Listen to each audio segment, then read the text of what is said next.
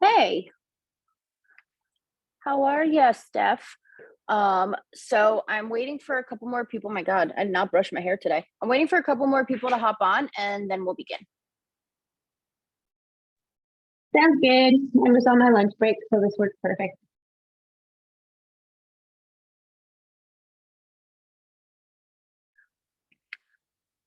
So, hello. Okay, I'm so excited too. I just saw Steph, you said that in the chat. So is there any way to get everybody on screen? Oh, here we go. Okay, I'm like Zoom challenged. So, I wanted to do kind of like a group coaching style, but I know I was saying in the WhatsApp chat that I know this time doesn't work out for a lot of people still. So I don't think we're going to keep it on this at this time going forward. I'll try to keep in mind your availability that y'all gave me. But I want to kind of do a half group coaching, half lesson.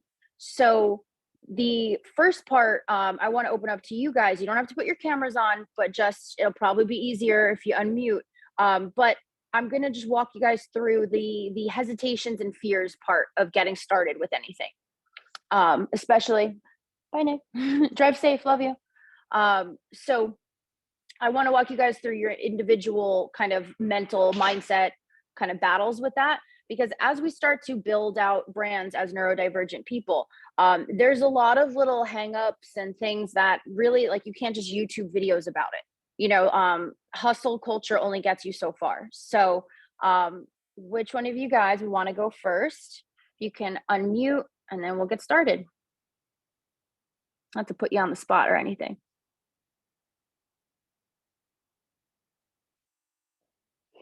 Steph, if you're in the middle of a sandwich, then we can go, because I know you said you were on your lunch break. We can start with Molly, if you wouldn't mind unmuting. No, just unmute and then I'll ask. Okay. Hi. Hi. So if you were to think of the one most frustrating thing about your neurodivergency when it comes to imagining running your own business, what's the most frustrating thing? I guess probably like consistency, and then like that being like just overwhelmed and not knowing where to start. Mm-hmm. Before the you say? I was just gonna say that cart before the horse syndrome. It's really, really common. I definitely relate to cart before the horse syndrome. But I think it's, if I had to ask, what do you think that's rooted in? Is it more so in like cart before the horse because you don't want to waste your time or seem foolish? Cart before the horse because you don't want it to be like all for nothing? Like, do you think it's dumb? Like, what do you think makes that happen where it's like, well, no, I have to think of the right way to do this? I think a big one is just being like scared to look dumb or just not do it right and then fuck up like my chances for doing it right, because I don't get algorithms and I don't get like most things. So I kind of just freeze up like, oh, I should do this. And I'm like, but I don't know exactly what to do. So then I just don't. Yeah, definitely. I think, well, let me ask you, what do you think if you were to remove the construct of time? Because the time it's going to take to be frustrated is going to be probably longer than the time it'll take to get it figured out, right? And at the end of one phase of time, you'll have something, and at the other phase, you won't, right? So if you think about it, if we remove time as a limitation and you think of it as reverse engineering, like your job is just to figure out like what essentially what doesn't work, and then try to go backwards and tweak that thing and work on that thing. Like, people who figure out the algorithms and stuff, they don't even figure out the algorithm. Like, the Instagram algorithm is such a heavily guarded, corporate Instagram secret. All of these accounts get so popular literally fucking guessing. Like, there's lots of commonalities, but how do they get their guesses? They don't just pull them out of thin air. They test stuff a lot. They have, and granted, these accounts like Brock Johnson, his mom is Shalene Johnson, who has like a massive staff of people. She's been big on the fitness circuit, huge with Beachbody, everything. Like, she gave him a whole staff of people essentially and said, figure this out. Here you go, son. he came out the gate a millionaire in the making, but the one thing we can learn is that from these people's financial access, and because they want to get likes and views and stuff, they trickle that information down. So, but what they do is they test, they put stuff up that flops. They look at that, they look at the data. They put stuff up and, oh my God, what a surprise, that did well. They look at the data. And same thing with Facebook ads. My mentor told me he spent, because I was really pushy, cart before the horse. I'm like, I should be putting up ads. I should be doing this. I should be doing that. Look at all these people with 5 different avenues of communication, right? And my mentor taught me, no, you focus on the connection you make with people, on the service you're going to provide. So he's like, I'm bitching at him about ads. I want to do Facebook ads. And he goes, look, do you want to spend $50,000 in 1 month and not see a single dollar in return? And I was like, no. And he was like, okay, trust me, it's not the way. Like there's no real information out there about how this works. It really is just testing and taking your best shot and trying to learn from it. And consistency, my initial posts like sucked. They were, I mean, everybody's does when they start out. They were just cheesy. I tried my best, but maybe they didn't get a lot of action, and this was even before the algorithm craziness. It was real cringy stuff. My first initial reels that I was doing, cringe fest. Thank God reels aren't a huge deal anymore. So annoying. But my point is, if the thing that makes it the most hard on us is the time aspect, because that all sounds fine and dandy, but that sounds like it's going to take forever, right? But not if we, one of my favorite sayings, not if we throw shit at the wall and see what sticks, right? Like doing this business academy, I wanted to do this on and off for a bit. And finally, I figured out what my problem was, why I was dreading it, why I didn't want to do it so badly. Like I really like to analyze my own thoughts on it. OCD, go figure. And what I found out was it was because I was trying to go about setting that up in a completely different way than what I set CCA up as. And when I got started with CCA and with posting and all that, it was like ignorance on fire. I just did shit. A lot. If it worked out, great. If it didn't work out, great. It didn't cost me anything. So I was like, okay, I'm just going to throw shit at the wall and see what sticks. And I realized I wasn't doing that with the business coaching. I was trying to plan it out according to all of the years that I've been doing CCA, what I learned, then the pressure of teaching other people how to do that. I just got bottlenecked. It became a whole thing of dread. And I was like, nope, I have other things I got to do. Can't do that. And I realized, no, I just got to start talking to people. I'm going to put together a beta group. I'm going to put together a group chat. I'm going to make a Zoom once a week. It's literally the same way that CCA kind of fell together, now, granted, I have to be a little bit more sensitive because I have a posting schedule for CCA and I can't just go throwing extra business posts in there. But the foundation of setting this up had to be just as kind of not like fly by night, but not fly by night, if you know what I mean. But fly by seat of your pants. That's the saying. Had to be a little bit more fly by your seat of your pants to make it exciting, enticing, and honestly something I would do. Consistently doing different things, but consistently doing things. That's the difference. Not consistently doing the right thing and following a plan. And that's just not how my brain works. It'd be great if it did, but So I know it was really long-winded, but Molly, what are your thoughts on that? Molly Joe. Like I love that in theory. I just have like that extreme anxiety constantly where it's like, okay, I just have to try things and just put myself out there. But then I've kind of done that, attempted that a few times this year. And I think I just get like really burnt out from the anxiety of it like so quickly. So like I'll post consistently for like, let's say a week or 2 weeks even. And then I'm like, fuck. And then I just kind of go into like that like doom hole and then avoid it for like months. Cause I think the other thing is like, you're supposed to engage with people. And I don't know, like, how do you do that without seeming ingenuine or like you're selling? I don't know. So. No, that's very common. That's super common. I know Mo, who jumped in here. I know Mo definitely, you and I have had that convo a bunch. It's really easy to feel that way, to be like, I don't want them to feel like I'm being like predatory, like I'm, like not just being there to be authentic. But, I think that's really common. It's If something's burning you out, you always want to look at it. And that's a perfect example of what to reverse engineer. So if the last time you did it, I would map out the whole way you did it. And then I would look at it and try to find like the dread spot. Like try to find the thing that's like, this is why I couldn't stand this. This is why I just like would freeze up. Like try to pinpoint, like if you were trying to make a troubleshooting guide as to why that sucked, and just kind of get your thoughts out on paper, you'll start to see a pattern of methods and what you're doing, things that just trip you up, like triggers, let's say. Like for me, having to be very planned out and having to like making a list of resources I have to create, the chances of that list getting done, oh my God, like, you know how long I've been trying to write my textbook? You know, because it's coming from a list of chapters. It's just not how my brain works. I have to find some kind of free flowing way. I figured that out by saying, like, what do I hate about this and why? And then really going with that. Our natural instinct is not to just go with it because we think we're being too easy on ourselves or we're making excuses, but we're efficient when we just say, well, I know doing it that way, I dread it and it's just never going to get done because I hate it, you know, or we can just be like, if I do it this way, at least it gets done. And then that stands out to people too. You know, like the lulls in my business have always happened when I've tried to look like and post like other people out there. The second I go back to talking as myself and being kind of erratic and not your typical Instagram person is when people start reaching out again, you know, and it's just not our instinct to be okay with that level of like individuality on something like posting, which is super intimidating. So I think I would, what it sounds like for the cart before the horse syndrome, I would think of your process, like try to break it down into things to practice.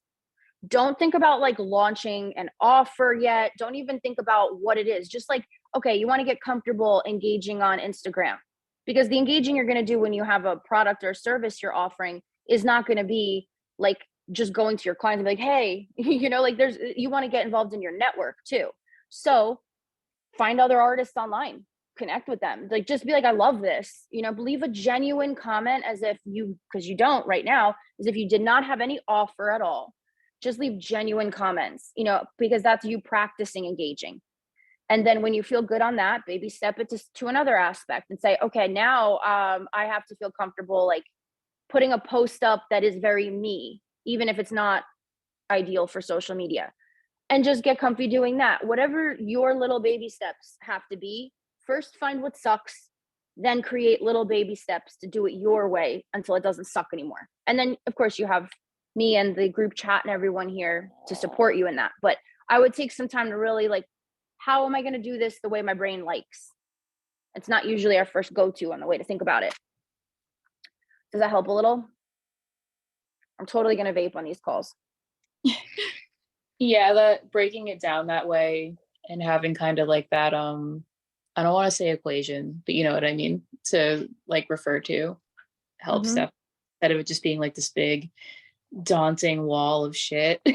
So because I'll be honest with you, like I cringe, but I used to do It Works back in the day, like an MLM.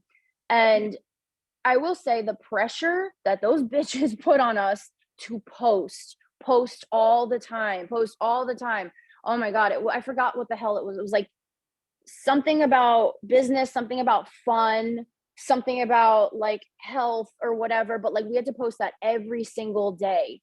And it's kind of where I learned that I like teaching this stuff, believe it or not, because like I wasn't very good at pushing my distributors to like work, but I was good at encouraging them to like write authentic posts. So I do have the leg up in having that practice. So I think that might be the key. Like I was already like quote unquote good at, meaning just comfortable posting to begin with. That when I started focusing on my offer, that wasn't necessarily a hurdle at that time that I had to cross, but I did when I first started posting anything.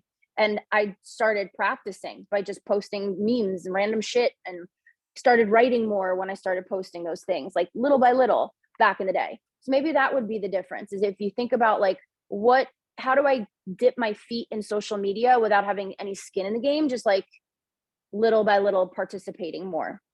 I think if anything, it'll just help you feel more comfy navigating it.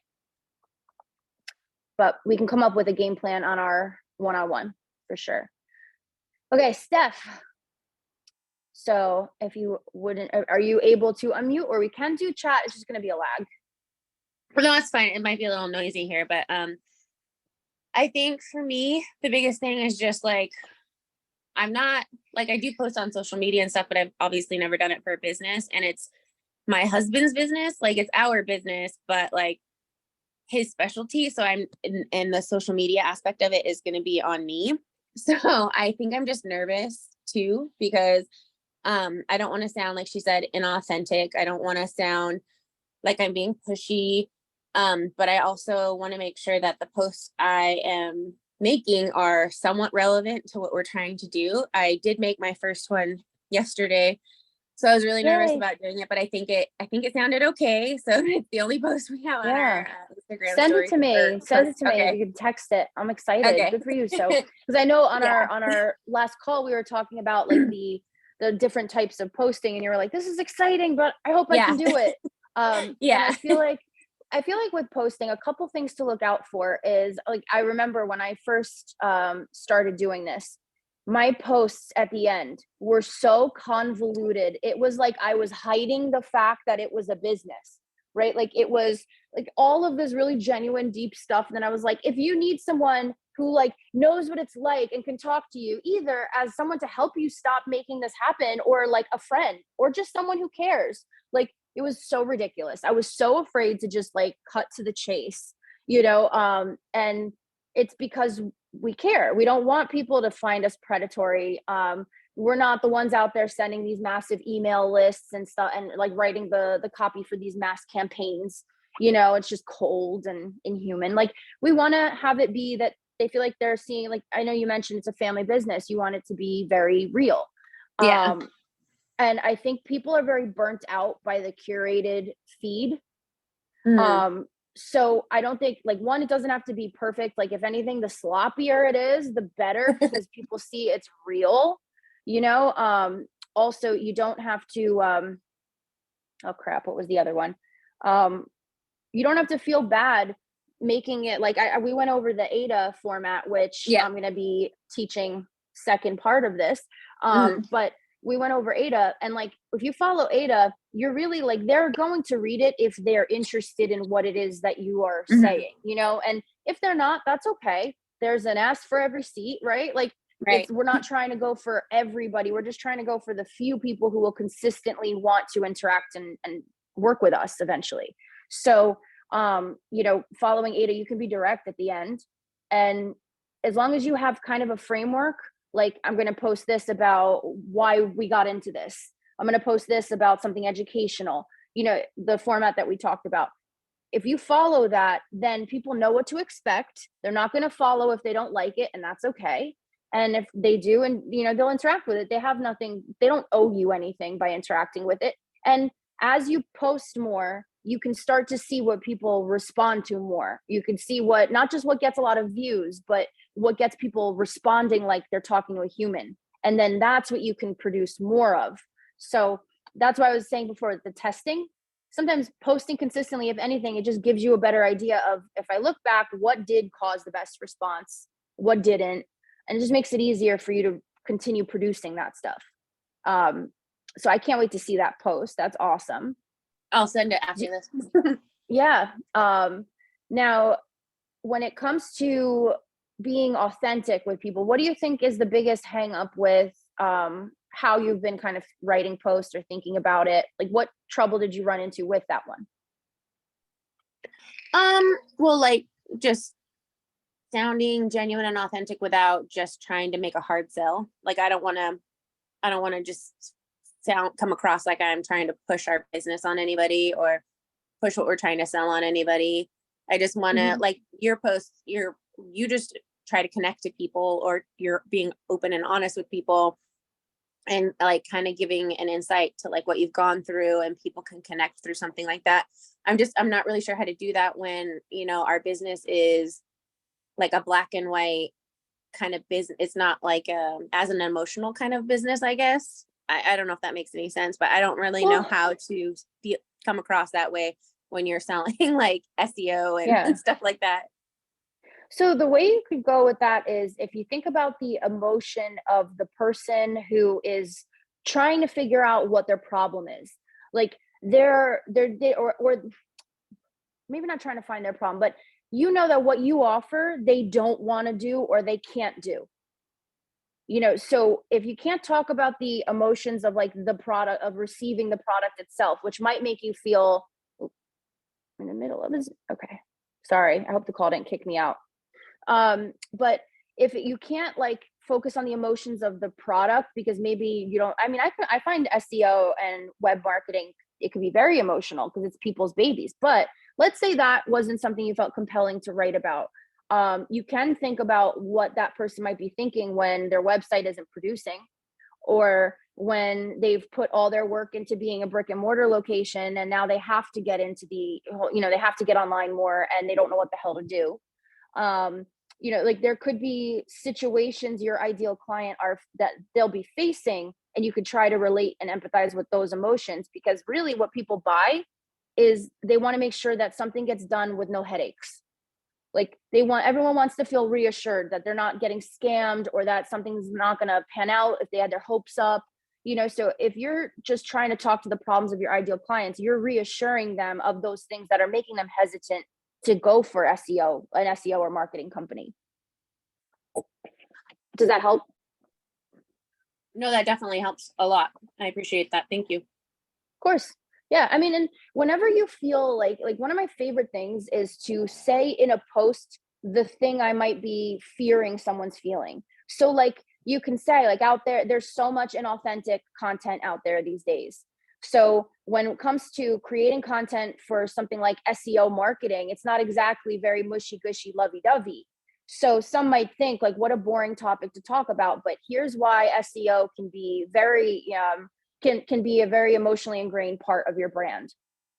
It's just, you're calling it out. Like, here's what you might be thinking, like SEO is boring, right? Maybe people are thinking that. Well, here's why it's not, and people walk away feeling educated and heard. Or we Right, could be like, let us take that on for you because it is boring. Right. Or you could be like, we like the boring stuff, like you might hate the boring stuff, but we actually like it. And that's a good match, exactly. You're just thinking about like what your ideal client might be pondering when looking for your services. Those are really good tips. Thank you. No props. Happy to help. Mo, the Holy Ghost. Hi, I'm here. Hi. Yeah. I was like, I just screamed that out and nobody knows our thing. So I came in a few minutes late. So did you ask a question or Yes. something? When it comes to where, the dream of like where you want your business to be, or just, what you want from your future as a business owner, what's the most annoying or frustrating thing about neurodivergence that you can see interfering with that happening? Consistency. I definitely, I don't like posting every day. Like I really don't like it. And then also the consistency in like networking. Again, this, like I have such I do not like it and I do not want to do it. So I guess consistency in all forms of like the online persona. Yeah, I totally get that. It is I think I've told you this, it's my least favorite part of the whole thing, is the whole networking and messaging and all that kind of stuff. I've hated it from the get-go. Even back in the It Works days, I really relied on my posts doing very well. That's why I got good at posting, was because I wanted that to reach as many people as possible so I didn't have to message anyone, because I thought that was the most skeevy. And then even when I did message people, because I had to, I wasn't the, hey, hun, have you heard about blah, blah, blah, blah, blah, because like, kill me. And I hated people who, like, if people messaged me like that, I would ream them out. So I went into this being very anti-messaging because of that, the whole like very predatory nature of MLM messaging. So I had to figure out like, how can I find the balance? And the balance is that if I really believe in myself as somebody, like I only get on my messenger to add value, whether that is talking to somebody who feels like lonely, they have no one to talk to. Literally, a lot of my messages are just like consoling people that see my posts and they're just like, I'm going through this, I hate it. And maybe they're not in, you know, they're not in a location that I offer coaching in, or they're, I don't know, I've had people that are like too young, like 16-year-olds messaging me and stuff like that, you know, whatever. But all of it, if you just think about it as talking to people, and you're not trying to sell them, you're trying to establish connections with people as a human, as a genuine human, that if they want your services, that you're the best person to give that to them because you give a shit. You know, like I used to think, oh my God, I have to go on the other accounts, the other PCOS accounts, and like look at the comments and follow the people who are commenting. That's so sketchy. Why is it sketchy? These people are commenting on these like ridiculous, like swap out a chocolate bar for some blueberries, like bullshit that I don't even agree with. But of course I'm gonna friggin' hawk the people in your comments that have been like lied to by people like you forever. Because I'm not just preying on them like be my client. I'm like, ooh, you need to not know that this is the only way, you know. And then they look at your shit, and if they vibe with that, they follow. If not, there you go. You know, if you keep your interactions authentic and genuine and in the place of serving the people who actually want what it is you are providing, and not pushing it on people who obviously do not want what you're providing, then you're not doing anything besides being a genuine good person who professionally does something. You know, like how many times, like if you've ever needed a plumber, wouldn't it be awesome if you came across a really like cool ass plumber on your timeline that's like in your area? Like, I don't know, I tried to find virtual and plumber came up, but like, you know, like it would be, imagine if it's someone you were really cool with and like, oh my God, I love what they post. I follow that plumber, you know, and it wouldn't be like, oh, I bet they just post and say hi and reach out and are nice because they want me to hire them as my plumber.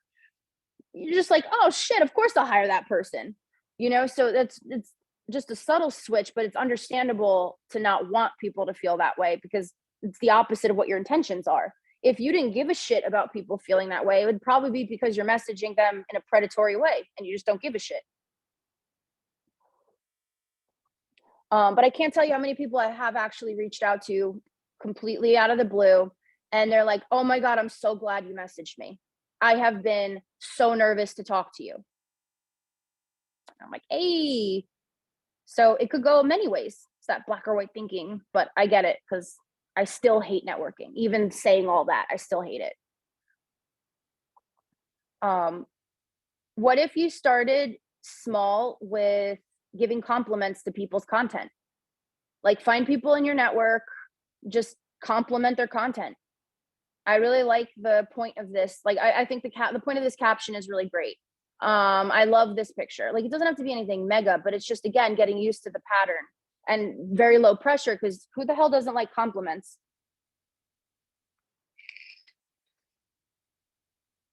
Does that help a little bit? Yeah, I guess the other thing that I'm having trouble with too is like the magic wearing off. Like, you know, in the beginning I was like gung ho for all of this. I was like, yep, I'm gonna do everything you say. And then now I'm like, nah. And also like the magic wearing off of like me as a business owner, like, you know, coming off of that paid in full client, it's like, okay, You remember how we is that had gonna happen this again? convo about a foot on the gas. I'm like, you can't take your foot off the gas because that's when the doubt creeps in. You think it's when you get the good client, like the high paying client, you're like, oh man, this is great. We are making it. And then the fear of it not being sustainable slips in. And then the feelings of, all right, I'm just really nervous today. I'm obviously not going to write anything that great. I just had this great client come through. I can afford to take a couple days. And then, and it's the dopamine, it's the neurodivergency again. It's not any of our faults, you know, but it absolutely is like a decline. And then the magic you're describing, it's interesting. It almost sounds like a new diet, right? Like go all in. I'm going to cut everything out. I'm going to eat kale and chicken every fucking meal. I'm going to work out on elliptical every goddamn day. I'm going to do everything you say. I'm going to send you my macros. We're going to do measurements. And that lasts like a month because it's not sustainable. That's that fake motivation, you know? But I think that that's normal to get a business going, and look at how it got you going. It's everything kind of levels out. And it's similar to with like CCA, when you get used to the baby steps being a part of your day to day, you feel like, oh my God, I'm not doing enough. And it becomes, you feel you like, I need to go back and check and make sure. But really it's just like your own fear of how it's going to go, that it should feel like magic all the time. But if your business was consuming your everyday life, it wouldn't be magical for very long. That magic would wear off and turn into resentment and then a block. So I think that when I start to feel like I am losing touch with what I'm posting or how I'm posting or what I'm doing, I try to change up kind of the style of what I'm posting. Like I got really disillusioned with reels, and like I was doing good for a bit. Like I was getting like a couple of higher view reels and followers who like really didn't give much of a shit about my content or anything like that. But I started getting really disillusioned with it and hating it. And then I was like, okay, well, I just don't want to do this anymore. I'm going to take a couple days off. And then I felt like I didn't even know how the hell to post like a regular post after that. But now, I got into doing the Maryland posts. That's why I started those, because I felt like completely uninspired and blocked from the reels. And that was affecting applications and like all of that. So I had to get back to posting. It was too overwhelming to just jump back in. So I started with Maryland posts, where I feel like I could have fun making those. They were different. I didn't give a shit how many likes they got. I just did it for me, for the account, for people to see what I'm up to. And then I got more comfy. And then I started posting more pictures. I posted an old picture of me when I had like full on cortisol face after the pandemic, like all that shit. I just changed up and started posting what felt more authentic to me in that moment. And it became easier to keep posting again. That's why I think neurodivergent people, like, I don't know that we can have a long like social media calendar ahead of time. Like I really tried to rack my brain around how could neurodivergent people easily batch content or batch work. I don't think we do it. Mo, I think you've told me that before too. Like I only write my best post when I'm on the fly. It's like I physically cannot do it ahead of time. And I know, Molly, you've told me that with artwork. You're like, I physically cannot do it if it's for something work related. If I'm burnt out, I'm like, I can't do it. It's like weird because it's like I can only do it if it's work related, but like in order to start my business, I need to actually start making my own and shit. And that's the one that just completely freezes me up now, because it's like if I don't have that incentive where it's like, oh, this is due, Oh, you mean from another person? Yeah, like just for yourself. Exactly. Like for yourself, it's like, this ain't happening. It's super frustrating. It's neurodivergence. It's neurodivergence, it's trauma, it's imposter syndrome, it's trying to get out of the cycle of everyday life and imagine that things can get better. Like it's a lot wrapped up into what the fuck do I do right now? So I would say, to be honest with you, this might not be the like best advice, that social media advice, but we're all neurodivergent here. So I'm gonna give you what I do.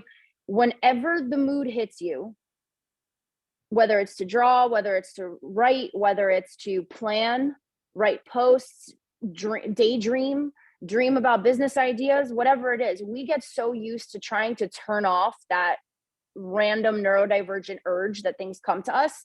We get used to just kind of putting that to the side because it's inconvenient. I think if you guys spend the next week, whenever anything comes to you, ride that out.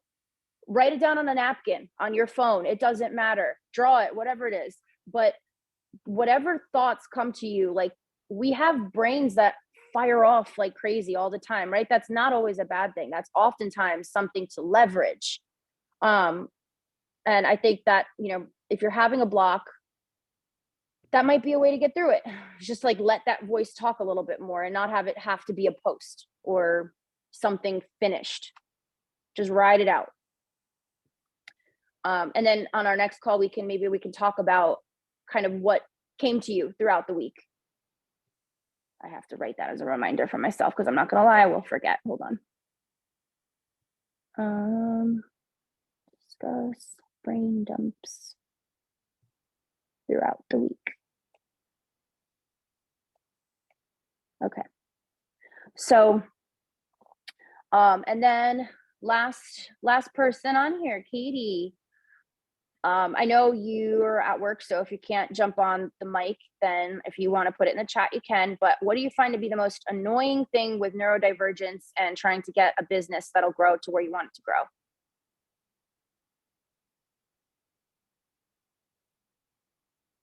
And then we will talk about Ada. Second guessing myself, imposter syndrome. And I liked, is it okay if I mention what we talked about the other day a little bit? When we were texting.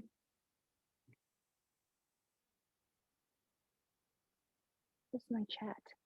Oh, okay. So the other day, we were talking about how coaching, Katie is trying to get into coaching. And the idea of like, who the hell would pay me this kind of money? Like, who would pay me any money? Why would they buy what I'm like people, but you know, knowing that that's what's charged out there. And I went through the same thing. Like my pricing was so low compared to industry standards because for me, I was like, where the hell do I get off charging? You know, like, and it was like my first program was 6 months long. It was a week, every week I did an hour-long one-on-one Zoom with each client. And I don't remember if it was either 600 or 800, but it was something outrageous for the amount of work and time. And I was texting with them constantly, you know, and it was like very much the earn your keep mentality. Like I had my mentor who was successful telling me, you could charge 3,000 for this program easily. And I was like, maybe other people could, but like I can't even ask for that much money on the phone. You know, like it was so outrageous to me, even though I logically knew people, and I had talked to other coaches. My business mentor was thousands of dollars, you know, so like it wasn't shocking to understand that that could be the thing. It just didn't feel like genuine enough for me to offer that. So it was a lot to work through. And what I really leaned into the value, and I still do that because yes, I charge a lot more now, but I lean into the value I provide. No matter how big CCA, or well, I don't know if we're going to keep this DDA because it shit's taken on Instagram and it's too many acronyms, but like whatever the case may be, I don't care how big any of this gets. I still, to some degree, always want to have some personal ability to connect with my clients, you know, and that's how I run mine. I've scaled differently. I've charged differently. I've had to feel good about the process every step of the way. And that'll be different. You know, I wonder how many people without any trauma in their past jump into coaching and they're like, yeah, fuck it, pay me, you know, but couldn't be me. So, you know, I think that it's just finding something that you feel excited to share is really big. And then creating content that builds purpose behind what you're offering and makes you feel good about it. And people can start to get a sense of like your personality and what it might be talking to you, or they'll want to talk to you, you know, and it won't feel so scary to charge when people are literally asking you to help them, to work with them. That's the component. I was really, you know, kind of nervous. I think I jumped right into posting because it was a way to shut up the voice in my head that was like scaring me that I wouldn't get anywhere. So I know it's like very roundabout answer, but it's kind of like what we say in CCA, the feeling is itself is valid. Like it, you know, I get it. But because you know that that's not the case, we just got to work through the feelings and build it up to a point where you feel really good about what it is you're offering, no matter what price that is. Even if you do take a couple of like, fuck it, first clients that are like ridiculously cheap and, you know, just kind of to get that experience like I did. I busted my ass with those first few clients. I also thought of it as like, I will learn exactly how I want to roll out my program this way. And if it's not that expensive, like not for nothing, I wouldn't feel as bad because people, yeah, you could go get better. You're going to pay 4 times as much, you know? So it was like a mutual understanding of me getting started, and that's what they're paying for. And then as I became more in demand and more knowledgeable and more secure in how I rolled my program out, my pricing changed. So did that help a little bit with that self-doubt? Or at least with the thought of getting to the point of it being a lot more comfortable? I don't know why my chat notifications aren't coming up. Oh, here, I couldn't believe that people would pay me. I've listened to your voice note a million times. It's like my hype music. Hell yeah, I want to be the hype man. That's great. Okay, so the last 15 minutes or so of the call, I want to talk about Ada. Steph and I went over this a little bit. Oh, sorry. Did you have a question, Molly? Oh, no, you're good. I talk so fast, I wanted to make sure. Anyone can jump in at any point, by the way. This is very free-flowing convo. So, AIDA, we talked about AIDA a little bit, Steph, last time we chatted, and it's the basic, and I know Mo, you and I have gone over it, but it's the basic framework of posts that still like, they walk your ideal client through reading it in a way that they feel seen, connected, they're interested in what it is the post is about, and then you direct them what to do at the end. So it's an acronym. The A in AIDA is for attention. So you grab their attention with that first line. The I is interest.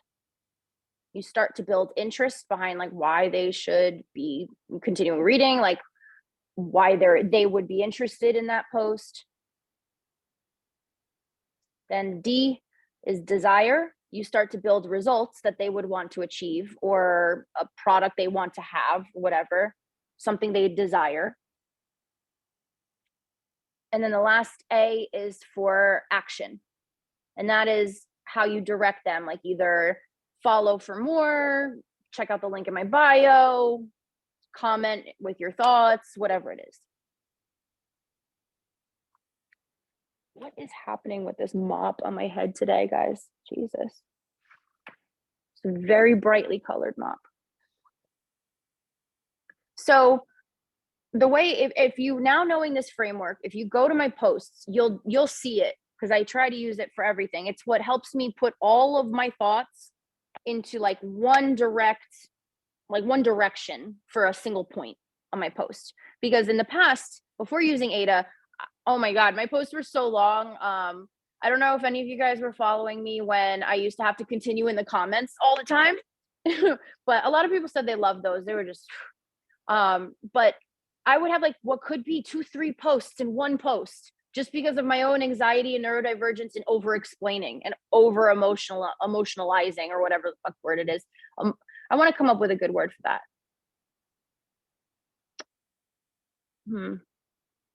There's potential for a catchphrase there. But anyway, like how much more emotional you can make it. Like I always shot for more is more. Nope, AIDA. People check out at a certain point.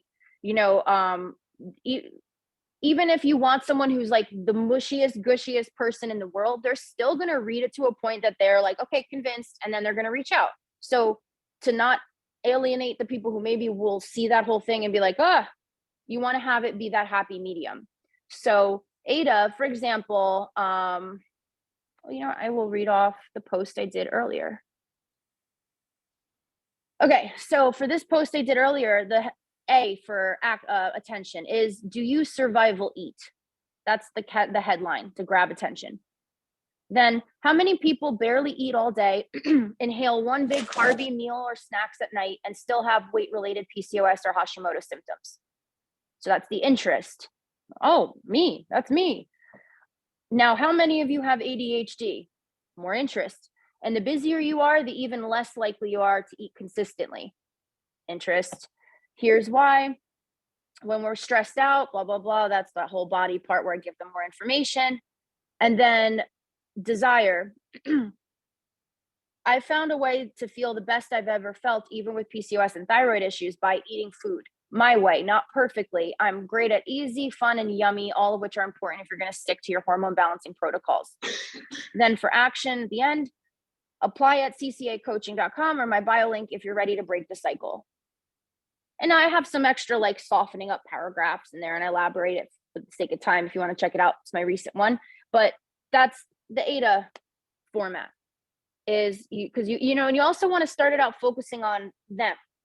We want to connect with people, and we want them to know that we're real people, and that if they vibe with us, we're a good person to go with and all that jazz. But like if, oh crap, what was I forgot the point of what I was starting out with that. It's gone forever, I think. Damn. Oh, well. Oh, sorry, thinking about them. So we want to connect with people and we want to show them we're real, but we don't want, like, people aren't going to even jump in and get connected in real if we started out more so talking about us. Now, like, if it's a story time kind of post where you're getting really close and you're letting people in and stuff, that's fine. But that's not going to be the majority of your posts. No matter what you're posting, you always kind of want to start it as what's in it for them. And that also helps with you not feeling like predatory, because you're literally starting out with explaining what's in it for them. And if they choose to keep reading, then they can see why you genuinely have skin in the game. So, ADA is a really good way to kind of rein that in and not let emotions run rampant, but still get to the point of what the hell we're doing. So any questions or comments or anything on ADA?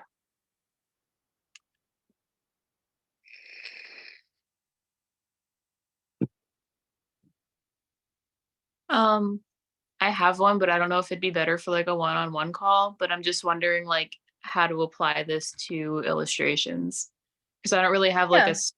like that, you know. I would say that you would want to intermingle in there some posts about that kind of speak for your art or for the community, or who you are as an artist. And it won't be every single one, because yours will be more focused on the physical product. Mhm. But you want them to view it as a brand overall. So they want to see what you're doing as a brand, who you are as a brand. So like, you feature snippets of new projects you're working on, you know, and then you write about how you didn't think that, you know, when you were in art school, you didn't think that you'd be able to have like private clients or like some shit like that, you know, like, and then you just kind of work it into your personal story, but it'll be kind of sprinkled throughout the other posts just to give your brand some of that authenticity and to see that you're like a real human. Okay. So That you makes- won't, good for you, you won't have too many selling posts to have to worry about unless you're Yeah. selling like something. Okay. And hopefully I figure it out with the sweatshirts and then I can pass it on down. Like, here's how we sell products in an authentic way, because that's one I'm still learning. So any other questions about ADA? And you know, you guys can always text me as well or send it in a group chat. This is fun. I love this. I'm really excited for these. I got to find a time that works for everybody. I'll go back through the chat and see what you guys said for availability and try to find something that works. If we can't find something that totally works, then we will just keep Wednesday at 4. So enjoy the rest of your day, guys. You're all great. And I'm here if you have any questions. All right. See you next week. Bye.